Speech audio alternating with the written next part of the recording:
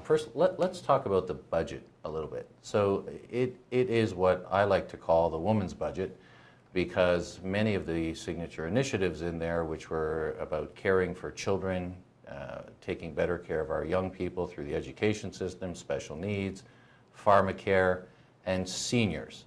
And even though it's 2018, most caregivers and most families are still women.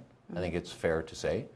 And I thought that there was a lot in there that would appeal to not only the people directly involved. So if you're a person that was earning minimum wage, you got a raise January 1st, and if the Liberals are re-elected on June 7th, you'll get another raise next January 1st. Yes. And the pharmacare for kids, and really importantly, the daycare initiative. Mm-hmm. So in this ethnically and economically diverse riding that you're seeking to represent, how have these things been received? Have you noticed the response to it? Are people asking you about it? Are you talking about it?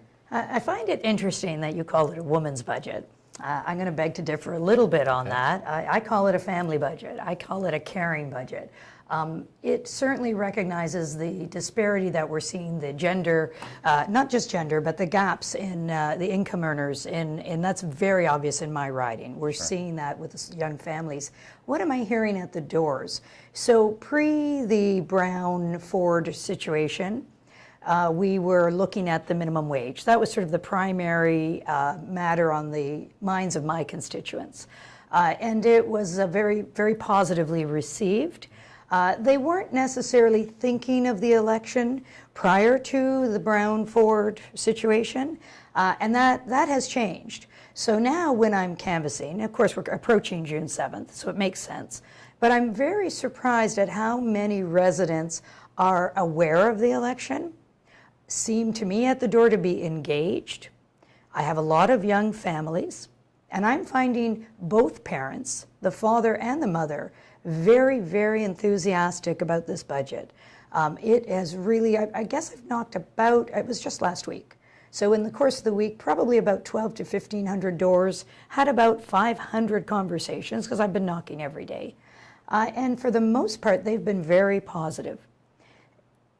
We talk about the minimum wage.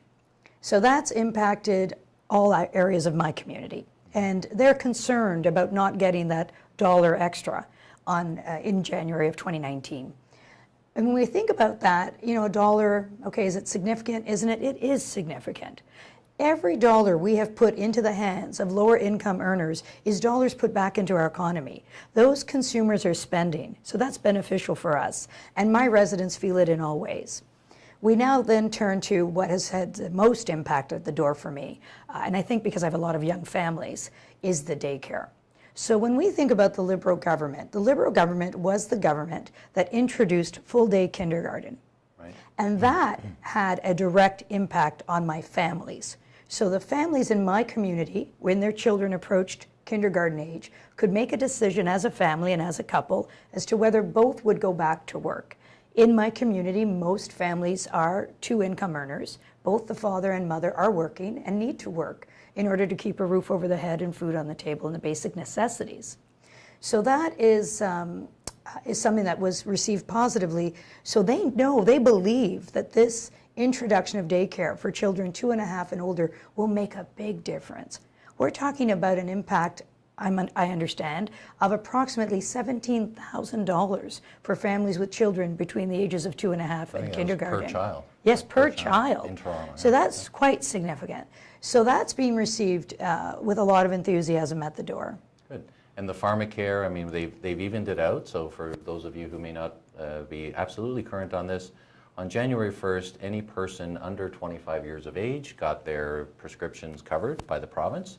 There was a little bit of a difference in the plan for seniors, because seniors had a $100 annual deductible and a $2 copay per prescription, and the provincial government has moved to level that out. So the seniors plan will more closely resemble the pharmacare for youth plan. And I think that's fantastic. And again, that's an issue at my doors.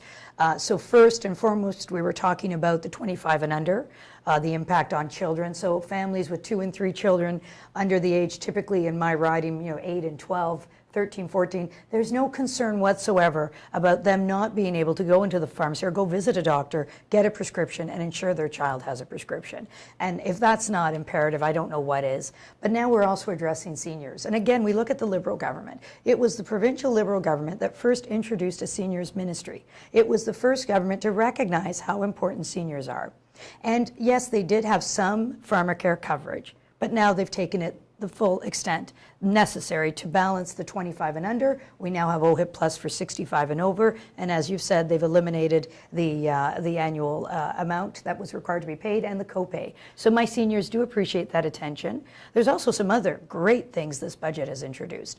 One of my favorite is the healthy home option, where, because I hear this, you know, my seniors want to stay in their home. They've paid for their homes, they love their community, they're very integrated in the community, and they have issues with shoveling their snow, getting their lawn mowed, and that $750 annually will make a big difference for them. So I'm very proud of that aspect of the budget. I'm really pleased when we see, so when we talk about seniors, Joe, we're not just talking, in my opinion, about the population 65 plus. We're talking about all of us who are caring for our parents. And that's something I saw in this budget that made me quite happy. So we're seeing a commitment to more longer-term care facilities, a commitment to more at-home hours. As the daughter-in-law of a wonderful man who is suffering from dementia, I know how important those at-home hours are.